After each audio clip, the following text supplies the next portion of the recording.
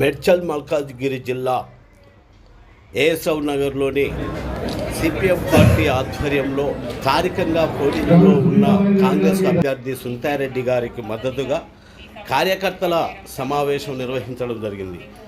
ఈ సమావేశంలో 500 మంది కార్యకర్తలతో సునీతారెడ్డికి మద్దతు తెలుపుతూ ప్రజలు ఓటు సునీతారెడ్డికి వేయాలి, కాంగ్రెస్కి వేయాలని విజ్ఞప్తి చేయడం జరిగినది. శ్రీనివాసరెడ్డి గారికి, రంగారెడ్డి జిల్లా నాయకుడు చంద్రమోహన్ రెడ్డి గారికి, జిల్లా కార్యదర్శి వర్గ సభ్యులకి, ఇక్కడున్న చంద్రశేఖర్ గారికి, కోమటి రవి గారికి, వినోద్ గారికి, అశోక్ గారికి, చింతల యాదయ్య గారికి, లక్ష్మణ్ గారికి, రాజశేఖర్ గారికి, శ్రీరాములు కార్పొరేటర్ గారికి,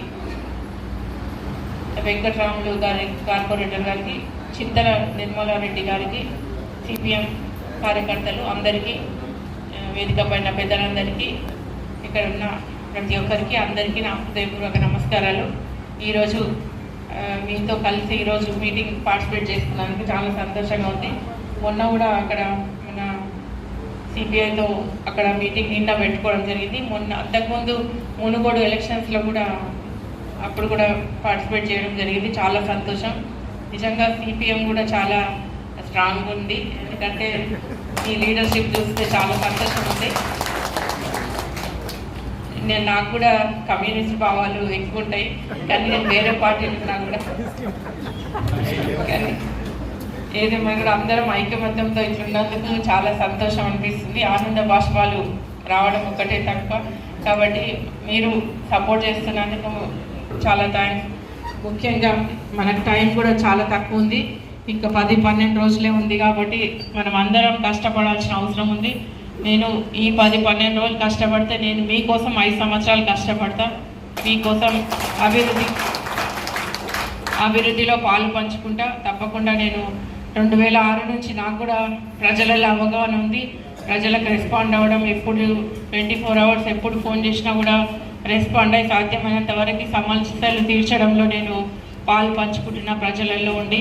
కాబట్టి నేను ఒకటే కోరుతున్నా, ప్రజలలో ఎవరు ఉంటారో వాళ్ళకి ఓటేయాలని కోరుతున్నా అందరికీ. ఎందుకంటే ఈ మధ్యన పాలిటిక్స్ చాలా వేరైపోయినాయి. కాబట్టి దయచేసి అందరినీ కోరుతున్నా, నేనైతే ప్రజలలో ఉంటా, మీ కుటుంబ సభ్యురాలుగా ఉంటా. ఏ సమస్య వచ్చినా కూడా నాకు దృష్టికి తీసుకురండి. తప్పకుండా నేను మీకు అందుబాటులో ఉండి నేను మీకోసం పనిచేస్తానని మాటిస్తున్నా. మన గౌరవ ముఖ్యమంత్రి గారు కూడా ఈ 6 గ్యారెంటీలు, ఇంకా ఈ పాల్చిన ఇవి కూడా కొన్ని మన ప్రజల్లోకి తీసుకెళ్ళి గడప గడపకు తీసుకెళ్లాల్సిన అవసరం ఉంది. కాబట్టి మనం ప్రజలకి ఏం చేస్తామనేది ఇంపార్టెంట్, ఎన్ని రోజులు చేసినామనేది ముఖ్యం కాదు. కాబట్టి ప్రతి అందరం కష్టపడదాం. నాకు ఉమ్మడి రంగారెడ్డిలో ఇక్కడ స్థానికురాలిని. అప్పుడు గతంలో నేను ZP చైర్పర్సన్గా 2006 నుంచి 2019 వరకు 10 సంవత్సరాలు ఇక్కడ ఉమ్మడి రంగారెడ్డి జిల్లాలో సేవ చేసినప్పుడు అన్న కూడా మీటింగ్స్కి వస్తుండే చాలాసార్లు.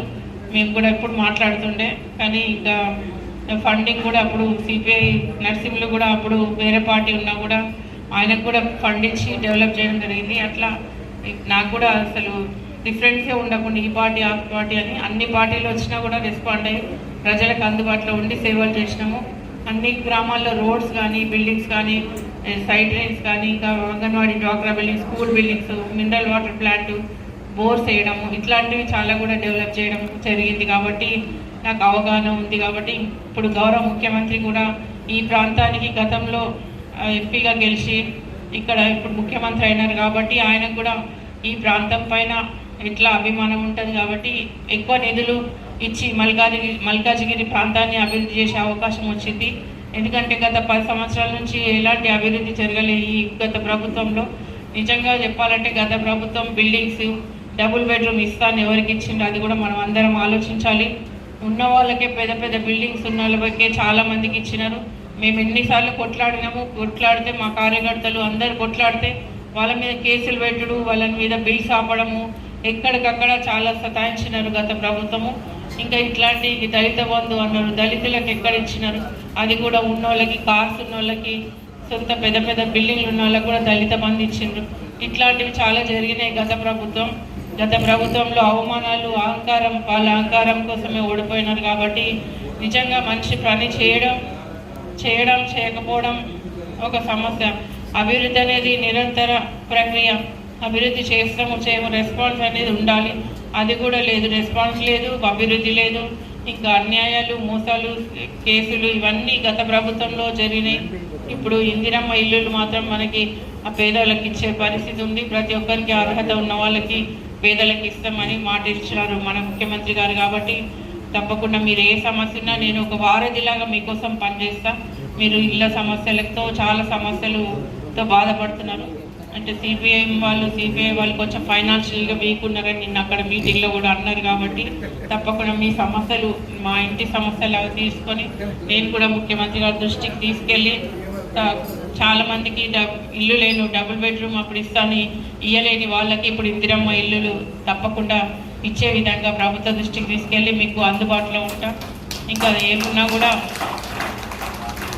ఏమున్నా కూడా ఒక వారధి కావాలంటే ఈ 7 కాన్స్టిట్యున్సీలో ఎమ్మెల్యేస్ లేరు. కాబట్టి ప్రభుత్వ దృష్టికి ఎవరో ఒకరు తీసుకెళ్ళడానికి ఒక ఎంపీ అని ఉండాలనే ఉద్దేశంతో నిన్న కూడా ఎల్బీ నగర్, మల్కాజిగిరిలో అక్కడ సీఎం గారు చెప్పడం జరిగింది.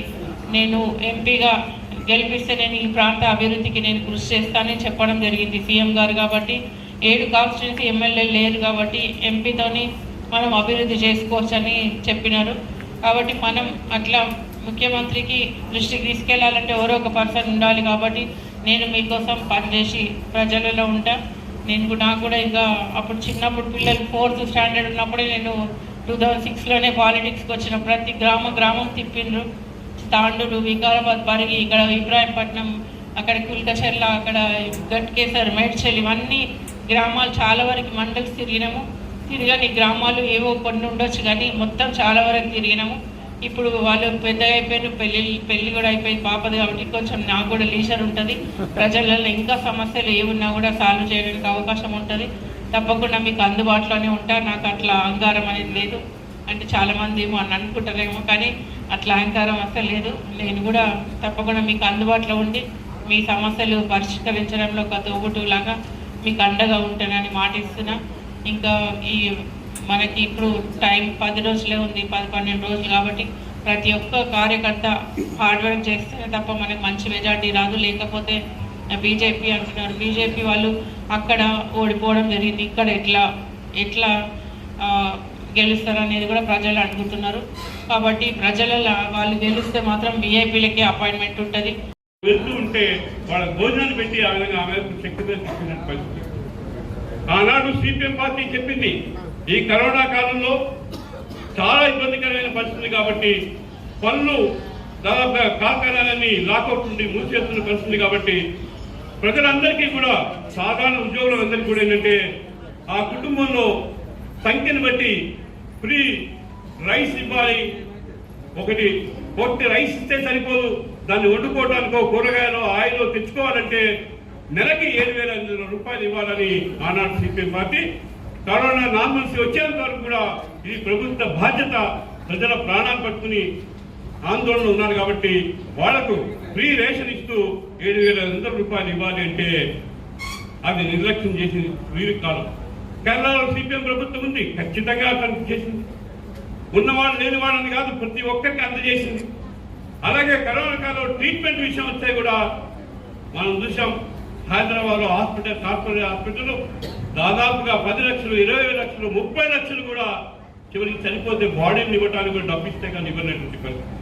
కానీ కేరళలో డబ్బు ఉన్నవాడైనా డబ్బు లేని వాళ్ళు అందరికీ కూడా ఒకే ట్రీట్మెంట్ ఇచ్చారు. వాళ్ళ డబ్బు ఉంటే ధార్మికంగా ప్రభుత్వానికో హాస్పిటల్కో సహాయం చేసి తప్ప అందరికీ కూడా సమానమైన వైద్యం ఇచ్చారు.